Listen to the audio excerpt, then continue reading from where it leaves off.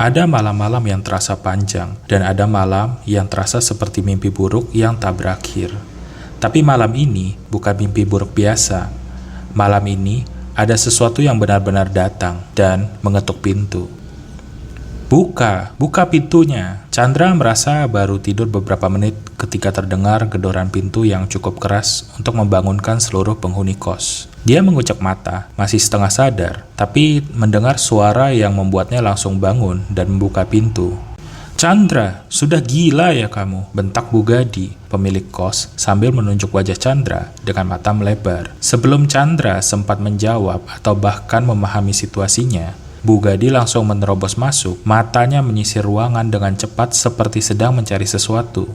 Di mana? Di mana kamu sembunyikan perempuan itu? Perempuan? Chandra masih bingung. Perempuan mana, Bu? Aku tadi lagi tidur. Dari celah pintu, Chandra bisa melihat sejumlah penghuni kos lain berkumpul, menonton adegan tengah malam ini dengan ekspresi penasaran, campur geli.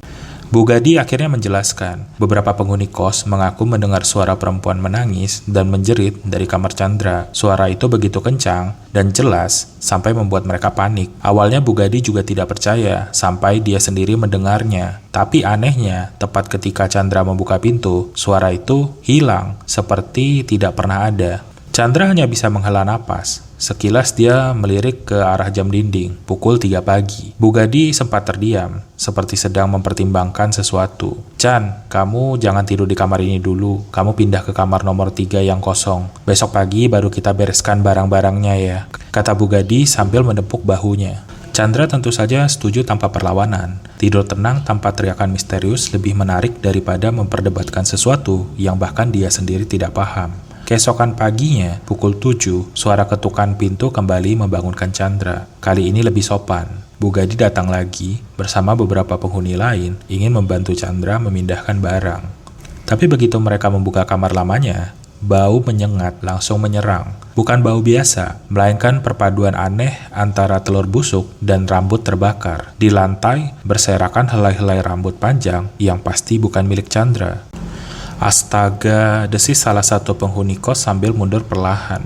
Bu Gadi memucat. Dia memerintahkan semua orang menjauh dari kamar, lalu menarik Chandra ke tempat yang lebih sepi. Apa kamu tahu sesuatu soal kejadian ini? Tanyanya tegas. Chandra menggeleng, meskipun dalam hati mulai menghubungkan semua ini dengan rumah pemotretan kemarin.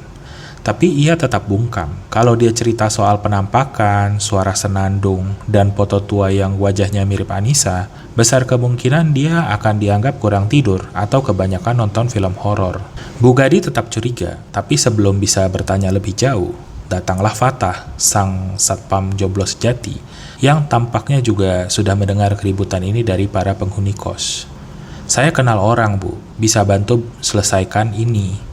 Orangnya pintar, bisa segala macam, kata Fatah yakin. Jangan bawa-bawa dukun, Bu Gadi langsung defensif. Kalau warga sekitar dengar kita main perdukunan, bisa panjang urusannya. Tapi kalau kita nggak segera atasi ini, bisa berbahaya, Bu. Bu Gadi diam beberapa saat, lalu menghela napas panjang. Kapan orang pintar mau bisa datang? Tak lama kemudian, muncullah sosok yang diperkenalkan sebagai Datu.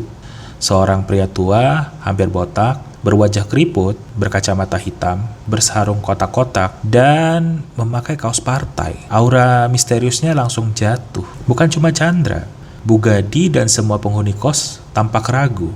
Apalagi saat Datuk tampak gelisah, mondar-mandir seperti orang tersesat. Saya dah cakap berulang kali, saya bukan bomoh lah, gerutu Datuk dengan logat Melayu yang kental. Saya di penangan hujan. Awak cakap apa? Chandra mengerutkan kening. Saya tak paham. Kalau awak tak paham, ketapa tanya balik? Paham sikit je, jawab Chandra sambil ngeles. Untungnya, Fatah cepat menengahi dan menjelaskan.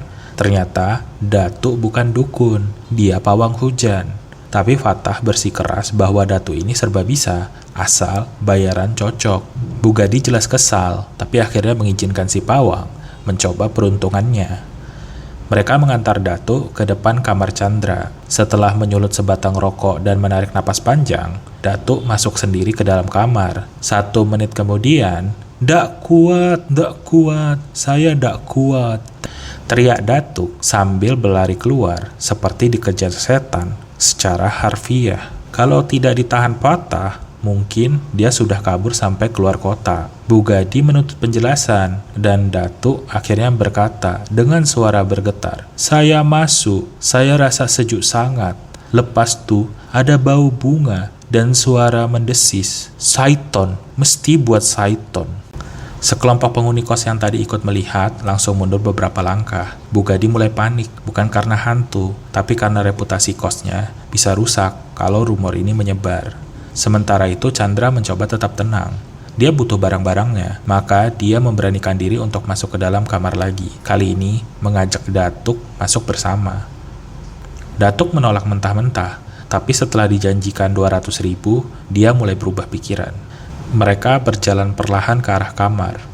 Begitu mendekat, Chandra langsung merasakan angin dingin dari dalam kamar. Tuh, sejuk sangat," jerit Datuk. "Mesti buat Saiton." "Bukanlah, lupa matiin AC je," jawab Chandra datar sambil menyalakan lampu kamar.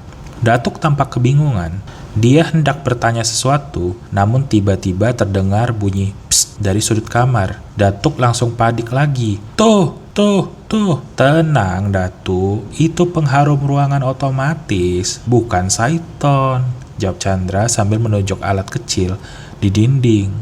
Datuk terdiam. Beberapa penghuni kos yang mengintip dari jauh juga tampak lega atau kecewa karena mengira akan melihat aksi eksorsis. Tapi Chandra tahu, semua ini belum selesai. Dan yang menempel padanya belum pergi. Apapun yang terjadi di rumah tua kemarin, sudah jelas tidak tertinggal di sana. Dia ikut pulang bersama mereka, dan sekarang mulai menunjukkan dirinya. Chandra belum tahu pasti apa yang sebenarnya dia bawa pulang. Tapi satu hal mulai jelas, ini bukan gangguan sementara. Ini baru awal dari sesuatu yang lebih gelap, dan sepertinya dia tak bisa menyingkirkannya sendirian. Sampai jumpa di bagian selanjutnya.